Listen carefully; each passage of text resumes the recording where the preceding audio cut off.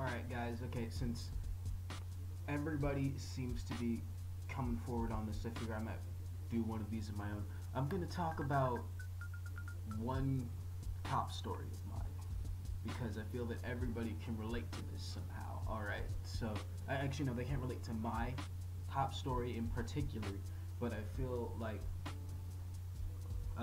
Dormtainment explained it best because, okay, so Dormtainment, I like what they did with this whole spreading the hashtag around talking about cop stories. This is probably the only time I will support a hashtag. I usually don't care for them, but this time I feel like it's something that needs to be talked about, especially in light of this whole Ferguson thing, and it just keeps on growing with more attention and press by the day, it seems. I mean, so one thing we always got to think about is that exactly how many of our friends who are African American, how many African Americans in America have at least one or two stories about being racially profiled by a cop or being harassed by a cop? It seems like a really valid question once you take a step back and look at it. Now, disclaimer, this isn't to bash cops. Notice in the last one I said that cops can be assholes. I didn't say they are. I said they can. But a lot of the times it seems that, we as African Americans, especially the younger ones, we all seem to have just one or two cop stories in the back of our pocket that, that kind of just stick with us. So here's mine. Shout out to Dormtainment. This was a really, really good idea. Yeah, quick credit to Dormtainment, seriously, because this was just a really, really good idea. Now, for this story, I kind of had a sort of a DWB type thing going on. Now, it was a nice, really calm night. Me and my girlfriend, this was our second anniversary. We went over to Olive Garden. It was a really fun time. We exchanged gifts. Yeah, we exchanged gifts. It was the next part of this whole date. We were planning to go to AMC. We were gonna go to the movies and we were gonna watch Guardians of the Galaxy, and it was really gonna be a nice time. And so what I was gonna do, our plan, we were coming from Olive Garden, right? And we were in this really, really empty neighborhood. Like, you could tell the business just had kind of left this one part of the area, this little abandoned shopping mall. The rest of the town was pretty much, bustling with activity, well, as much as a suburban town can do so, still pretty boring, but like, not much happening. So we're circling around this empty, desolate parking lot, but not, like circling like somebody might think that we're trying to do anything that's not kosher or anything. What we wanted to do was we wanted to check the movie times. And so, I drove the car. I was kind of cruising. There weren't any other cars around. Just completely alone. Just me, her, our car, the road. That's it. And so I turn into this empty parking lot that belongs to a health center, basically some sort of health care center. I don't really know much about it. That's all I know about the place, but that's not the real point. So we're in this parking lot, and just as I'm about to turn in, I see these headlights that are in my rearview mirror, and I'm just like, oh no, it's the cops. Please let them not harass me. I don't feel like having the cops on me right now. It's a good night. I don't want anybody on me right now. But sure enough, as I'm turning in, she turns in after me. It's this white female cop, and she comes in right behind me. And see, I was just gonna mind my own business. I needed to stop, and I needed to. All I needed to do was pull out a phone so we could look at some movie times. That was it. Like she had her iPhone, I had mine. We were gonna do it. We were going to look at some movie times and see when the next Guardians of the Galaxy is. And so we wait a couple of seconds, and this white female cop, she pulls up, she walks up to my side of the window, and she asks me a series of questions. She's like, where am I coming from, where am I going? And among these questions and all this stuff, I asked her why she pulled me over. She said, I believe it was because A, I was going too slow, and B, because I didn't put my turn signal on. Apparently I had neglected to put my turn signal on when turning into this empty parking space, this empty parking lot in this completely desolate place. Excuse me if I don't put a turn signal on just because nobody's behind me or in front of me or to the side of me.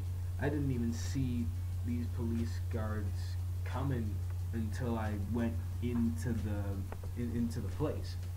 And so they just kind of crept out of nowhere to me. Like that isn't even some blind spot stuff. She just showed up.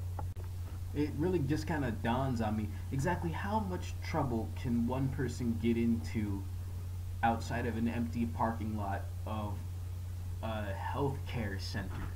Like really, I mean, suburban neighborhood. Come on now. There's like, when is there ever like a drug deal going on around here? Maybe that's just the naive part of me speaking. Maybe I don't know what goes on around these parts, but as far as I'm concerned, I was just trying to look at some movie times, and I didn't want to tell her this. I didn't want to mouth off to a cop, and because I don't really know what kind of repercussions that could yield. So I play along, I answer the questions, and she checks my license and registration. And here's where the tedious part comes in. I get my license, I get my registration. She takes my license, she goes back, and for nearly 30 minutes, this almost cuts into our movie time, she's sitting there inspecting the license. You can tell she has this really smug grin on her face, and it just kind of gets under my skin a bit. And also part of that question that kind of got under my skin, because I just wanted to get out of there as quickly as possible. And she asked me where I was going and where I was coming from. I said I said we're going to Olive Garden, and I just said that because I just personally wanted her to stop talking. I wanted her to stop stopping us for nothing, because aside from the lack of a turn signal, I couldn't really see what crime we were committing.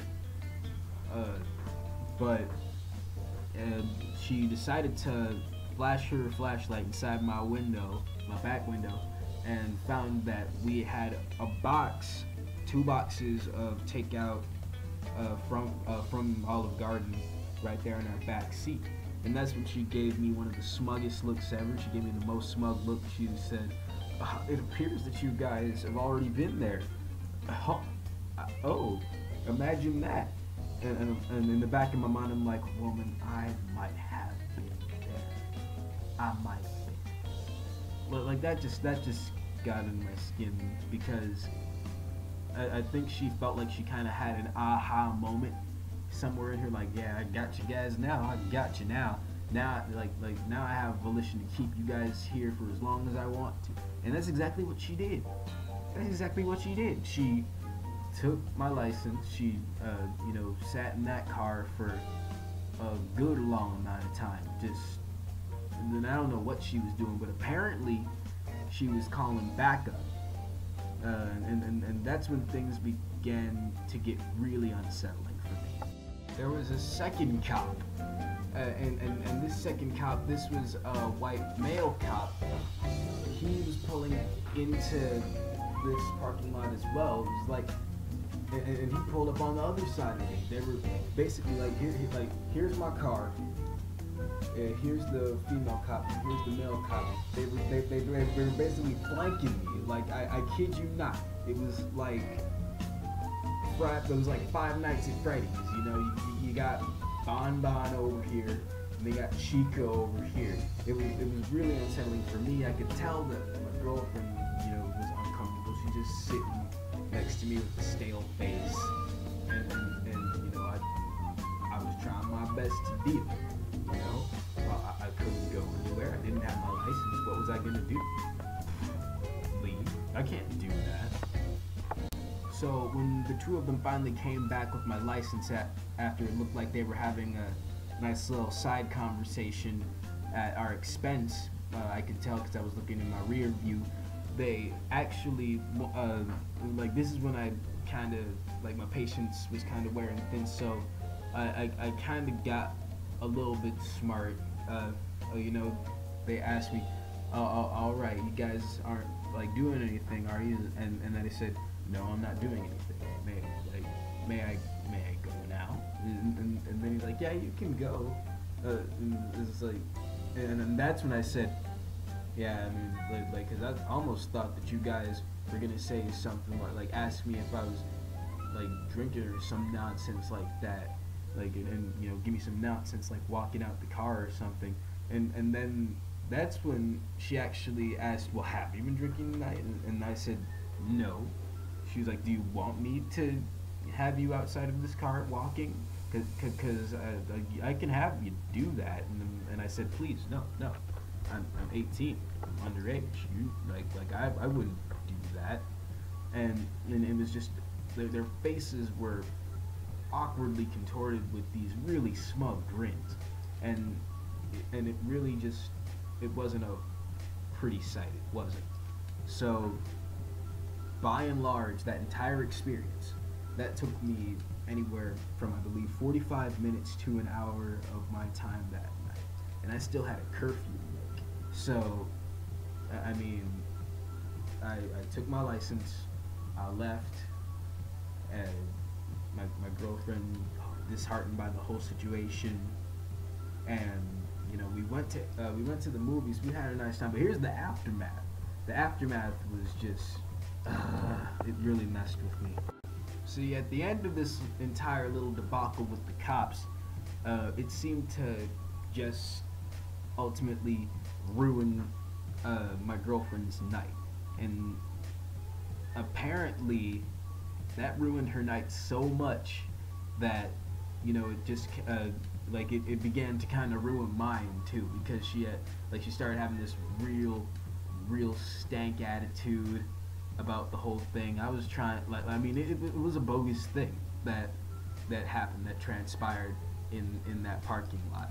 I know that, but like at the end of the day, you know, neither of us were in the mood to even go watch the movie, and that was Guardians of the Galaxy. That was that we missed out on. I wouldn't say that it was entirely the cops' fault, but I'd say that because of the sort of damper that put on the mood of me and my girlfriend's date, it ruined both our nights, and it just made for a really stale time. I went home feeling salty, like extra salty, hold the fries salty. It was bad. Now I tell you this big giant elongated story, you know, with all these different big vocabulary words, just and I would like to tell you my experience, because I don't want you guys to miss the point here. The point is that this story, all these other people, like all these other African Americans in America, I'm sure that every one of them have a story like this to tell, and that's what makes this all the more disheartening. Some probably have more of these stories to recount than I do, because I don't really have that many. In fact, I think this is probably one of my only ones that like sticks far out into my brain. But yeah, I mean, I definitely can say that maybe some racial profiling is involved, and You know, like my sympathies and my heart goes out to this whole Ferguson thing, because people are speaking up, people are stepping up. I mean, the anger does in fact come from the fact that this is indeed happening over and over and over again. We do not want history to repeat itself. So I hope that this, along with the collection of other cop stories, can hopefully serve to open some more eyes on this issue, because it is a definite problem. Me, I think that a way to solve this problem would to have some, like to have cameras attached to the police, because I think that would be a really proactive solution. This way there's no misconduct, and you know, no, like you might even lower crime that way. If people were in the know that, you know, police had cameras attached to them, this means that neither side is inclined to do wrong anymore. Well, not, I mean, let's just say that they'll be less inclined to do wrong, and you know, injustice decreases that way, and that's what I think we're working toward. So, without further ado, always asterisk, always underscore, sometimes hashtag, like in this case, and never backslash. Good night.